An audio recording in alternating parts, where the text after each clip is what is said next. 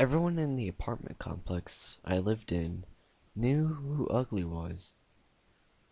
Ugly was the resident tomcat. Ugly loved three things in this world: fighting, eating garbage, and, shall we say, love. The combination of these things, combined with a life spent outside, had their effect on Ugly. To start, he only had one eye, and where the other should have been was a gaping hole. He was also missing his ear on the same side. His left foot had also appeared to have been badly broken at one time, and had healed in an unnatural angle, making him look like he was always turning the corner. His tail was long since been lost, leaving only the smallest stub, which he would constantly jerk and twitch.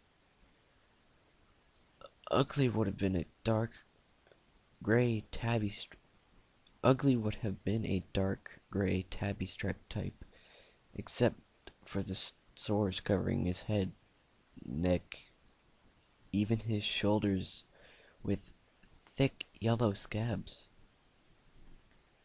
Every time someone saw Ugly, there was the same reaction. "That's one ugly cat." All the children were warned not to touch him. The adults threw rocks at him, hosed him down, squirt him when he tried to come in their homes, or shut his paws in the door when he would not leave. Ugly always had the same reaction. If you turned the hose on him, he would just stand there, getting soaked until you gave up and quit. If you threw things at him, he would just curl his lanky body around your feet in forgiveness. Whenever he spied children, he would come running, meowing frantically, and bump his head against their hands, begging for their love. If you ever picked him up, he would immediately begin to suckling on your shirt, earrings, or whatever he could find. One day, Ugly shared his love with the neighbors' huskies. They did not respond so kindly, and Ugly was badly mauled. From my apartment I could hear his screams, and I tried to rush to his aid. By the time I got to where he was laying, it was apparent Ugly's sad life was almost to an end. Ugly lay in a wet circle, his back legs and lower back twisted grossly out of shape, a gaping tear in the white stripe of fur that ran down his front. As I picked him up and tried to carry him home, I could hear him wheezing and gasping. I could feel him struggling. I must be hurting him terribly, I thought. Then I felt a familiar suckling sensation on my ear. Ugly, in so much pain, suffering and obviously dying, was trying to suckle my ear.